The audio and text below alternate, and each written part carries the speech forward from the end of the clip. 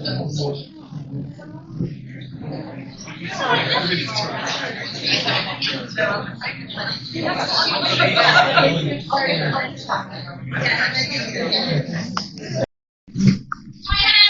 and welcome to Shepton Mallet Prison for what's going to be a very special evening behind bars tonight. We've got Annie and Pete who have come all the way from the States. So, my name is Annie Kalotschke. This is my husband, Peter Kalotschke. Hello, everyone.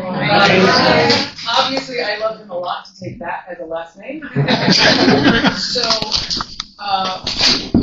31 years ago, we started out on this journey. And I have a bunch of my cousins, Patsy's nieces and nephews, and also another cousin that I found through the Facebook. And so we started researching this, and it has evolved to this, that we felt this was the last stop for the family, really, because no one from the family has been here. So I'm assuming that you all read the ad and you know that there was an American soldier who raped and murdered our aunt. Okay, so I'm going to tell you how we found out about this. So I just turned 65 last week, so I have memory cards. So I don't fall off on massive tangents, which I want to do. So I turned 65. I am a licensed mental health counselor, and we have 2 children. We have 3 grandchildren, and my mom is the oldest of the siblings. She was older than Patsy, and she's 91. Oh, she's going to be 91. Don't do that. So what happened was that this picture, this next slide this is how I found out. Now, the only difference on this one was my grandmother was still alive at the time. So I was about 11 years old. I came home from school, and I saw that beautiful envelope that said airmail, and I knew it was my granny, and I saw a picture sticking out of it. So I took it out, and I knew my grandfather had passed away. And then I saw, and his daughter, Patricia, died September 25, and I'll do it in American. September 25th, 1944, age 7.5 years. And I said, who's Patricia? And my mother was at the stove, and she didn't turn around, and she had that tone. And she said, that was my sister, she drowned, and I don't want to talk about it. And our grandfather had been a fisherman on Loch Ness, so I was like, okay, that actually could happen. I knew I couldn't talk about it. And there was nobody in America that I was close to, and there's no cell phones, there's no internet, so I couldn't ask questions. So I had to let that go. Well, when I was about 14 years old, I was still taking religion to make my first confirmation. And I was really annoyed with religion classes, so I cut one night. I skipped. I didn't go. And I thought I was really clever, but when I came back out from around the church, my father was standing there, and it wasn't his turn to drive. So he yelled at me all the way home. And he said, it's not safe for you, you don't understand. And me being a 14-year-old, brilliant, immature person, I said, nothing bad ever happens in this town. So I don't know what you're talking about. And then he screamed and said, your mother's sister was 7.5, and she was raped and murdered by an American soldier in Ireland. So bad things do happen. So number one, I found out that what Mom said wasn't true. And then I found out the truth. Again, there's nobody to ask. So this had to go away for the longest time. So then we were all at a party at my aunt's house, at my cousin's house. And I went into the kitchen. I had 2 children by this time. I go into the kitchen, and all of my mother's first cousins are in there talking, plus her sister, Teresa. And they're talking about this crime.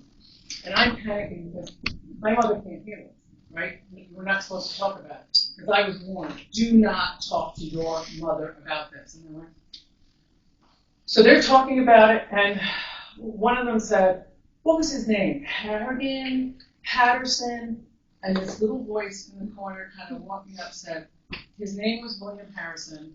He was 22 years old. He was an American soldier. I had nothing in common with him. and this is my mother. So they started talking about it. And at the time, this was like 1994, internet was getting to be brand new. My husband was working for an internet company, and he said, if this was an American military crime, there must be a record. There must be a trial transcript. There must be something that we can find. So he started looking, and we needed to find, people rapidly told us, we needed to have his serial number, and if possible, the trial transcript number. So my husband wrote and put an ad in after the battle, and he put an ad in the 8th Air Force newsletter, and we got emails back. And this man, John Brinkman from Florida, said, this is the number you need, this is a trial transcript you need, and my husband wrote away and got this. So the lady calls me from the archives, and she says, I just wanted to tell you, there's 3 big reams of paper, and it's going to cost $90 to do the whole, copy the whole thing. And she's flipping through it, and then she goes, oh, God. And I said, what? And she said, there's crime scene photos in here of your aunt. And I said, oh, God, I don't think I want those. She said, I'll give them to you if you want them. And I said, I do not want that image in my head. I'm creative. I have a great imagination. I don't want that. She said, I'll send you the other crime scene photos. And I said, I don't want anybody to have those photos ever. And she said, no, there's a note in there. And indeed, when we did research at the Titanic Quarter for public records in Northern Ireland, we found the RUC police transcript. And this was 2 years ago. And they said if they're sensitive photos, we will not give them. So I got 8 pages of black paper. So I was like, okay, that's all right. So the transcript itself, I start going through. And I wasn't working, I was a stay-at-home mom. And we got an email from Winston Ramsey, the editor of After the Battle. And he says, I know a man in Kentucky, Professor Robert Lilly. He's a criminologist, he's a historian, he's written a book about the crimes for these American soldiers, and I'm going to give you his contact information.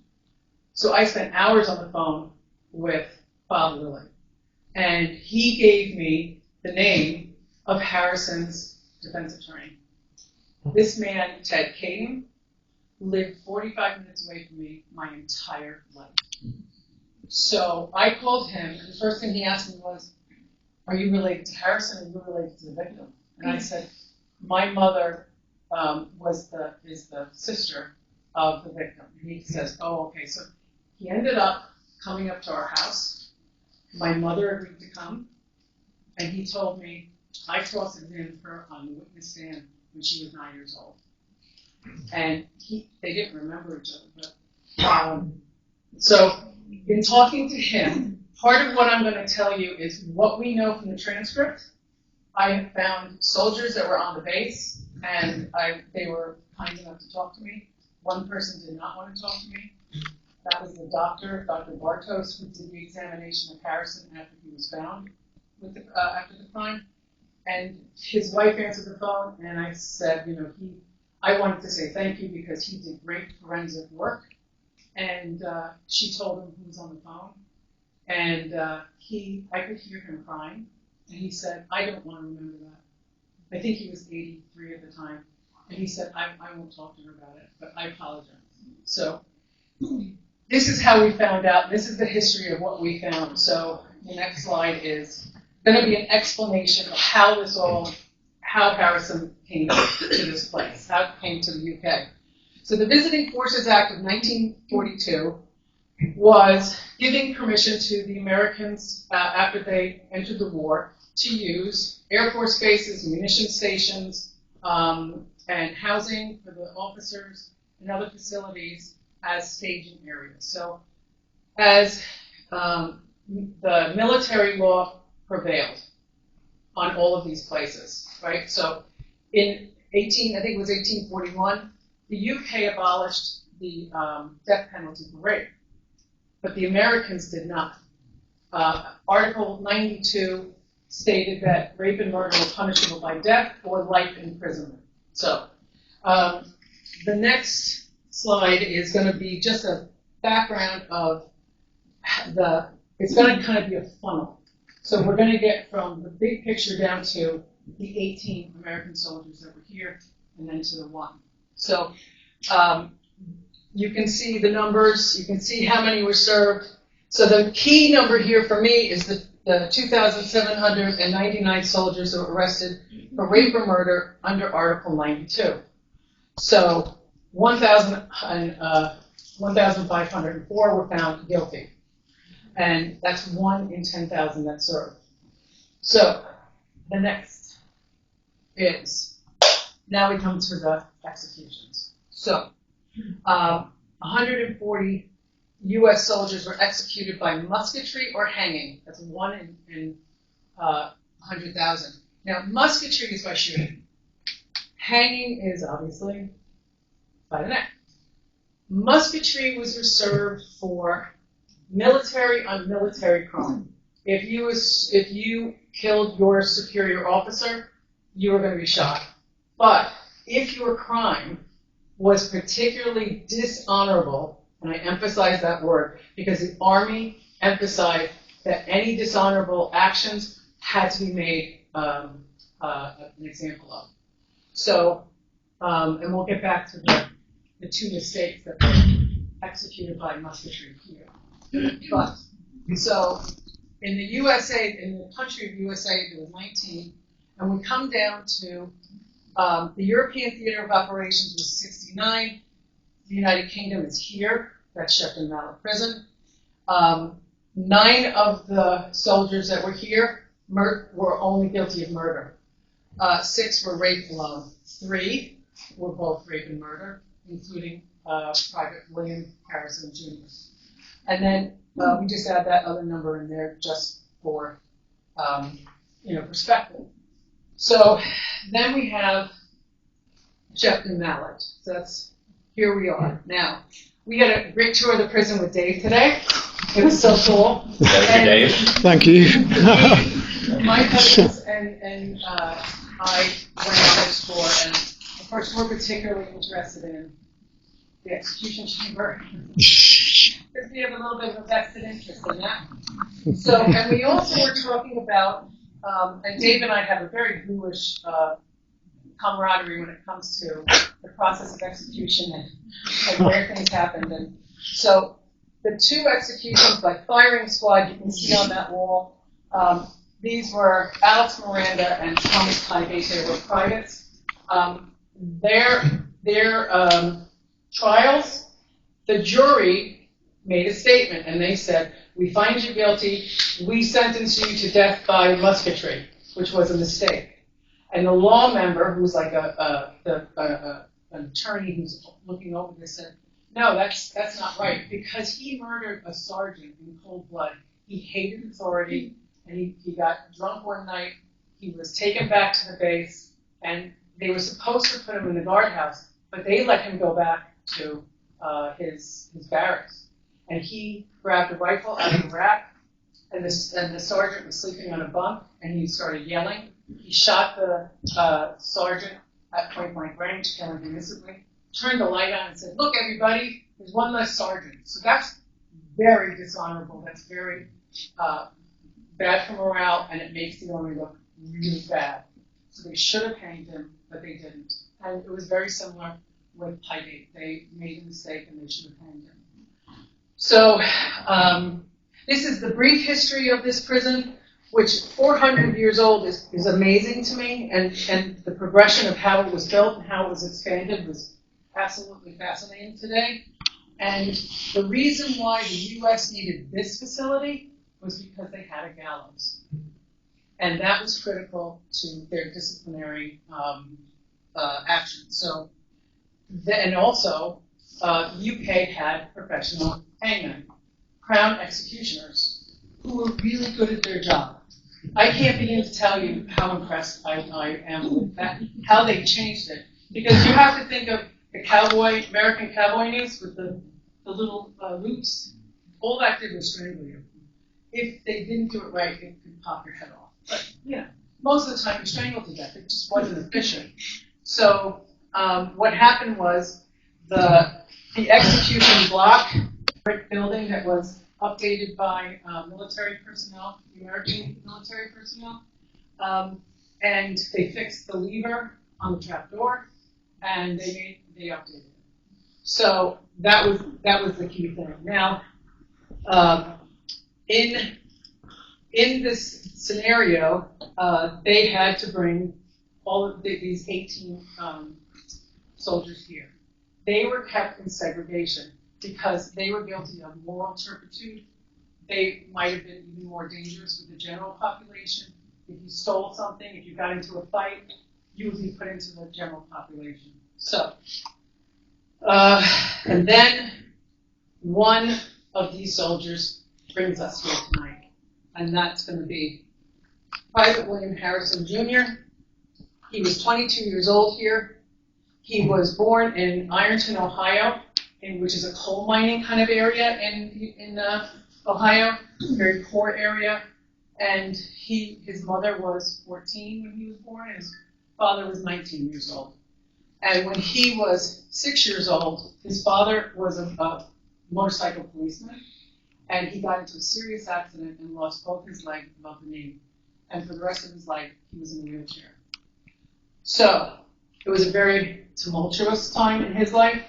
His father and mother bought a gas station and a little store. They made moonshine, and they sold moonshine on top of everything else. And Harrison started drinking at the age of 11 years old. Started drinking moonshine, which is kind of like gasoline. So kind of like brain damage at that age, when the brain is developing in an adolescent. He was constantly fighting with his father. And you have to think of this. Your father's in a wheelchair. You can walk away. They stood there and they fought, physically fought. And the mother was just distraught over this. She was an alcoholic herself. The father used to send him into the closet to find hidden alcohol, and which, if you think about that, and from a mental health counselor's viewpoint, that's very damaging. And she would plead with him, stop drinking, stop fighting with your father. He would often run away. He would work for his father. He graduated high school, and then he would go work for his father as a mechanic. He would drink and run away and fight with his father. One incident, he found himself 100 miles away from his house, and he has no recollection of how that happened. And that's according to his attorney and psychiatrist that examined him. So he is, at this stage, his mother is thinking she has to save him from the father. And so she allows him to enlist in 1942. She signs his papers. And that parents could do that. So he entered the military. At the time, the U.S. military was sucking up every warm body that they could get. They didn't care, and their psychological evaluations were minimal. This man never should have left Ohio. He was showing signs of illness way back then. He had an uncle who was in and out of psych hospitals. He was diagnosed with something called dementia precox, which we now know as schizophrenia. So there's a history there of mental illness as well. Now, schizophrenia is 1% of the population. It's not highly inheritable. So, but what he's showing is personality disorder. And what he's showing is sociopathic personality disorder. He has no regard for the rights, the feelings, the privileges of the property of others. And he hates authority. So where does he go? U.S. military. What does the military want? They want soldiers who are going to fall in line, follow orders, and they're going to be broken down, and they're going to be a unit. He can't do that. So he gets sent to Chorley Air Force Base in England. And he is an Air Force mechanic, is the simple one. He's an Air Force mechanic when he's not getting in trouble. So what he does is he frequently does get in trouble. He's AWOL, he's insubordinate, he gets into fights because he's drinking as much as he possibly can. So he gets KP. kitchen patrol, kitchen police. That's the lowest of the low. So he's doing that. And while he's there, he meets a girl. We're not sure of her name. I think I know her name, but I don't want to say it so much. So he meets her, and her house is 60 miles away from the base. So he goes up to Cambridge. And one night he's in Cambridge, and he drinks so much that he goes to a theater, he passes out, the owners pull military police, they come get him and they say, hey, you need to leave. And he goes, I don't know where to go. So what happens is he doesn't know his name, he doesn't recognize he's in the military, he doesn't know why he's in England, he has a classic case of amnesia. That is a very bad sign for an alcoholic. And remember, he's like, at this stage, he's 21 years old, and he's having blackouts, and he can't remember, like, who he is. So they take him to a hospital, and he meets Dr. Jeffries and nurse him up. Dr. Jeffries lets him sleep for a few days, and he still can't recover his memory. So what he does is he gives him sodium pentothal, which is truth serum, for anybody who's seen True Lies. And so he gives it to him very slowly, doesn't knock him out, and over time he remembers who he is, and he starts telling him his victim story. Nobody likes me. Everybody gets KP, but nobody more than me. The officers, they don't like me. I'm the one that they don't like the most. So Dr. Jeffries, who's just a GP, he's not a psychiatrist so much, but he says in his notes, I think this boy needs to, I'm going to transfer him to my unit after he recovers a little bit more, and I think that he will do better with a more understanding unit. So he's there for a few more days, and then, because William is an alcoholic, although we don't use that term, we say alcohol dependent or alcohol abuse, he's both. I'll use alcoholic because everybody gets that. So this alcoholic, in his hospital pajamas and his hospital robe, convinces a couple of other patients to go with him down to the local pub and drink. And he's there for like an hour, and the military police come get him. He tries to run away. That's his coping mechanism. So now Dr. Jeffries is pissed. And he writes in his note, in spite of all the coddling and special behavior, this soldier needs to go back and have more military discipline, and he sends him back to his unit. On the way back, he has a case of appendicitis.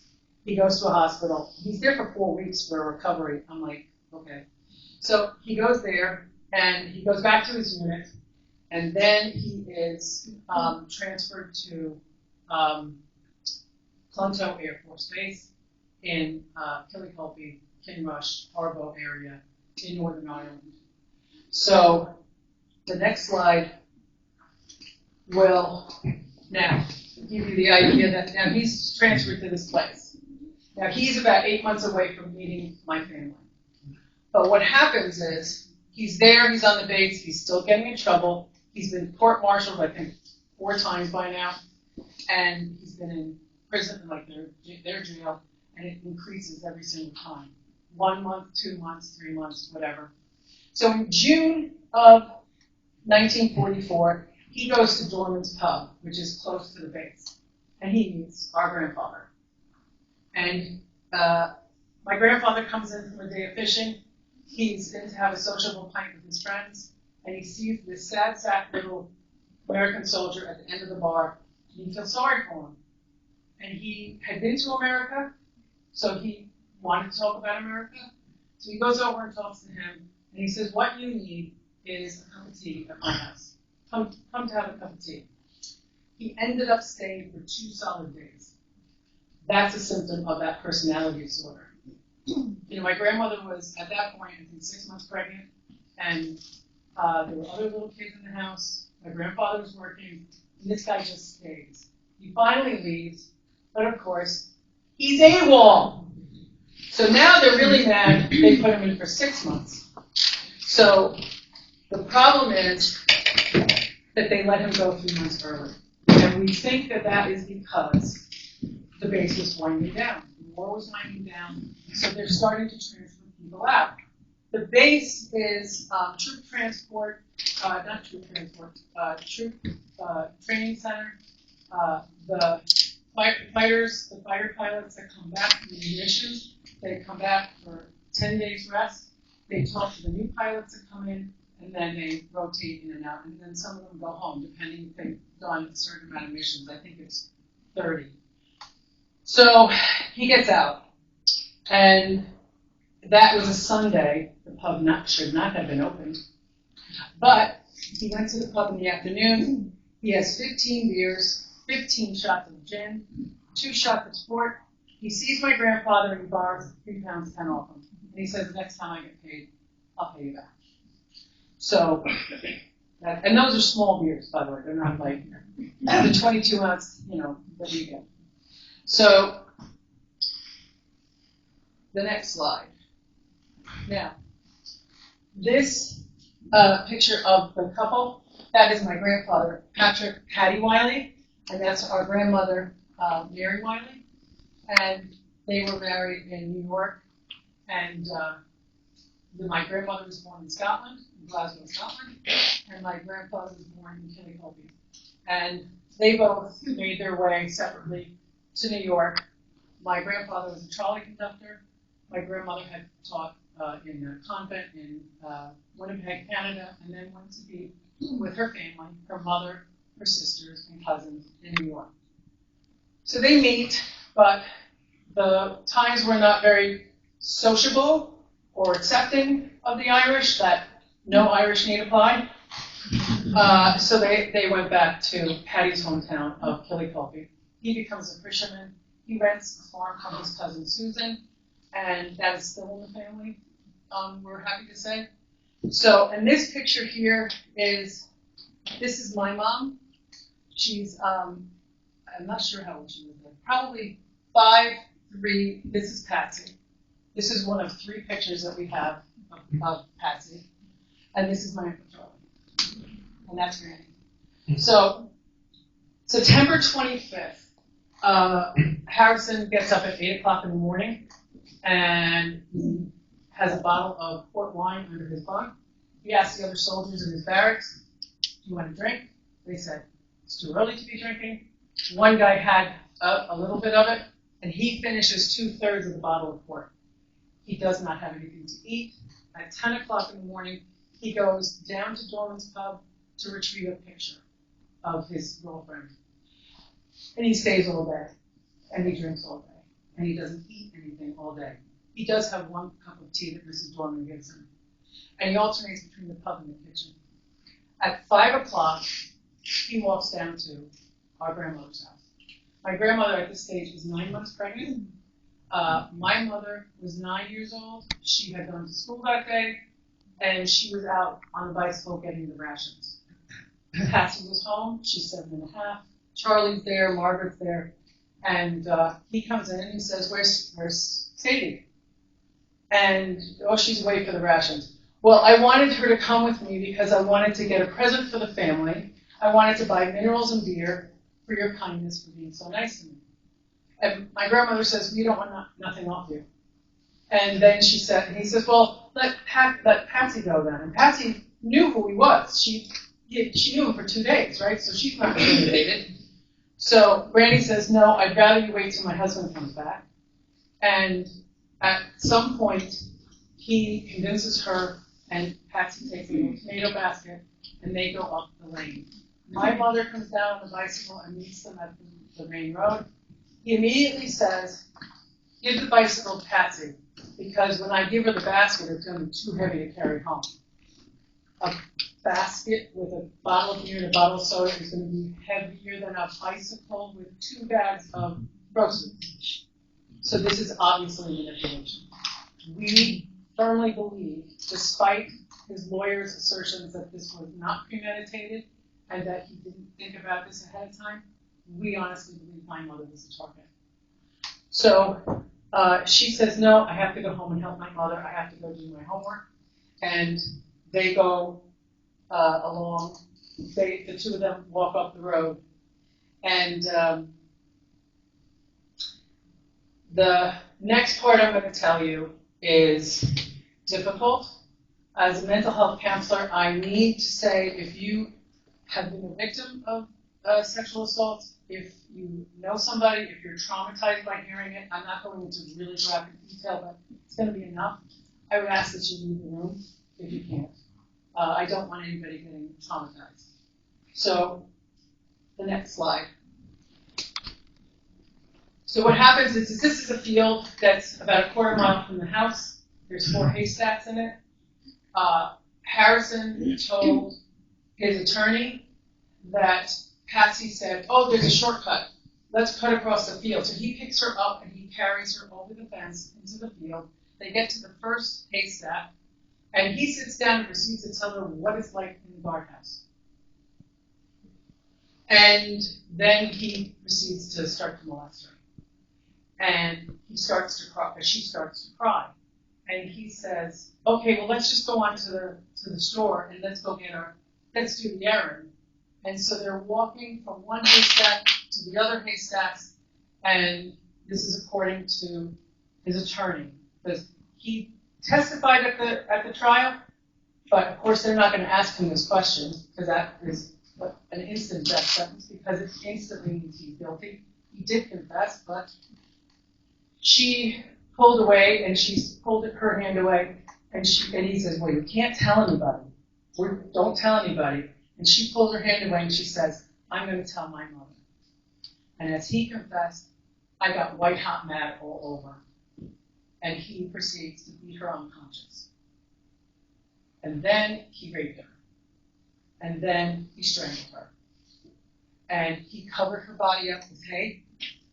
And covers that up, looks down, sees all the blood all over his underwear, his white uniform underwear, and his t-shirt. Takes his underwear off, he's holding it in his hand, gets up, gets dressed, and he walks out of the field, and he throws the underwear over this hedge on the other side of the road, and he walks up to the pub, washes his hands at the back of the pub, and goes in and starts drinking again.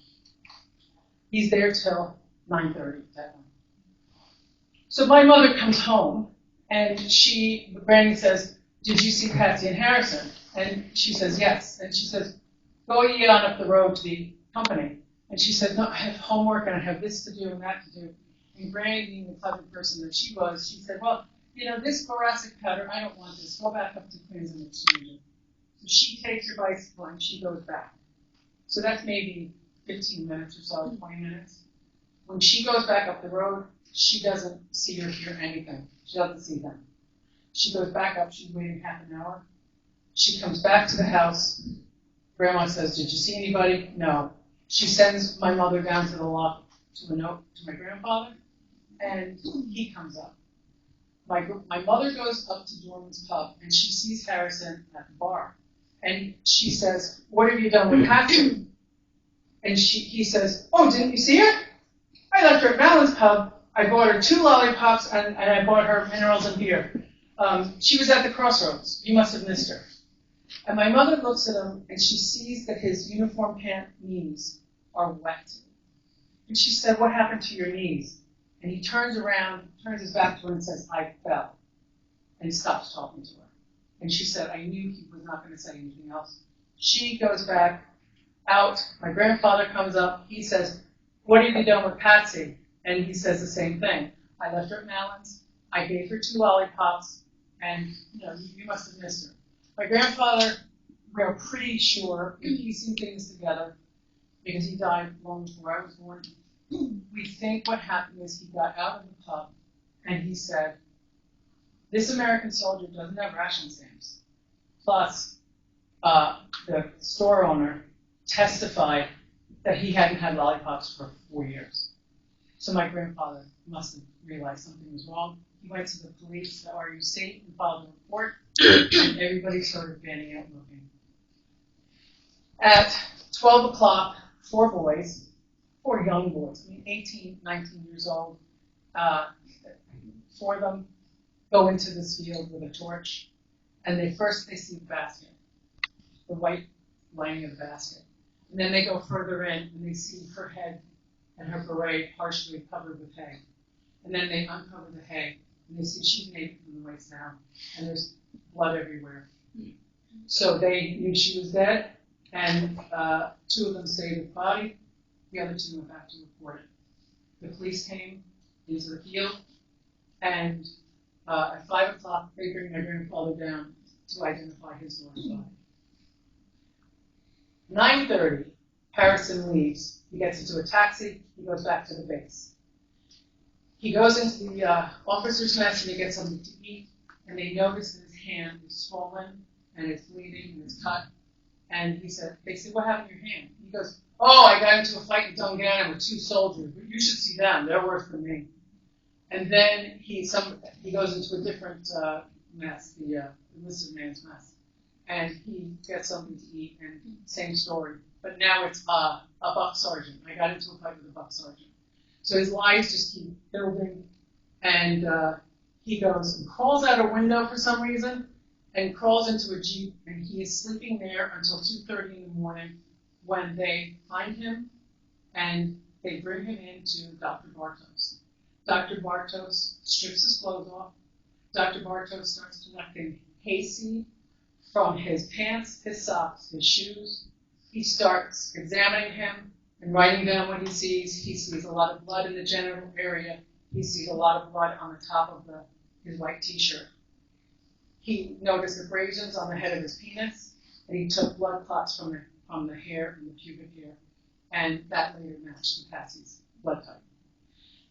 So he has had an incredible amount to drink, but nobody ever said that they thought he was drunk. So they bring him into the guardhouse, and they start questioning him. So this is what happens now. So if you look at this, 35. This is from September 24th till 9:30 p.m. on September 25th. 35 small beers, 45 pints of Guinness, 15 shots of gin. You can see that I added the 2 days together, and then the 2/3 of the bottle. No one thought he was drunk that spoke to him. That's how bad an alcoholic he was. He just had to keep drinking until he was gone or his money was gone. So then, the next slide. So this is the second picture of Patsy that we had. And so she was taken to the Royal Victorian Hospital in Belfast for an autopsy and was brought back to the AOH hall in Parnan for the coroner's inquest, which has been, there's newspaper articles out there about it. So my grandfather has to hear this, and my grandmother's there, and this is where she finds out that Patsy's been raped. And she is, I don't know how she didn't give birth at that moment, but she didn't. So the funeral was, they took the body from the AOH hall or to the church. The next day, there was a funeral. And my mother says she wasn't there. She was probably home with a neighbor, with the younger kids. But they gave all the kids off from school that day. American soldiers had been locked down at that base because the tension ran high. Some of them, the higher ranking officers, were allowed to attend the funeral. We don't understand why that was. The other thing that is beyond disrespectful to our family was that because Patsy had not made her first communion, the parish priest decided that she didn't deserve a requiem mass, even though it was reported in the paper that she had one. She didn't.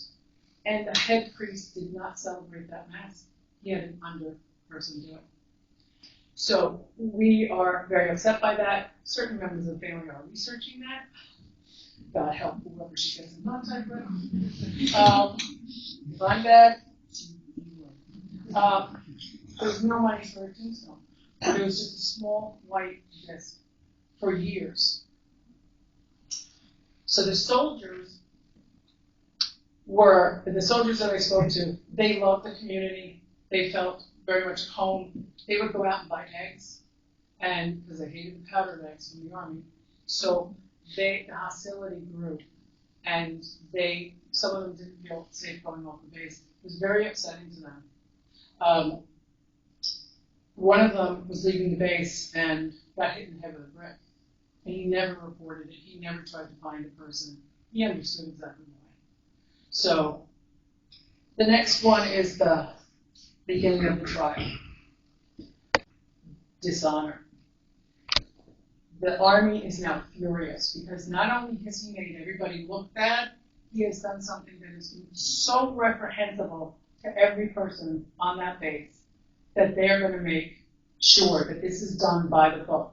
Because it was a military versus civilian crime, the law said in military jargon that they had to have the trial at the nearest public courthouse to the crime. And in this case, it was Cookstown.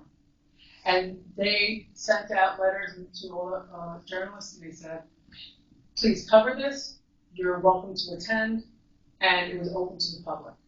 So this was just a clip that was in the paper, and the fact that they expected it was going to last 2 days. Okay. That was pretty typical at the time, because most lawyers that were in the Army were officers that were picked, and they said, here's the JAG book, here's the Judge Advocate General's book of military law, read it. And then you're going to go defend him. You're going to go, defend him. And that was the lawyer. But in this particular case, we had 2 real attorneys from the United States who had trial experience. And this case has been written up in the Judge Advocate General's journals because of how they did this case. So it was Ted Kagan is the one I speak about the most often. But they came up.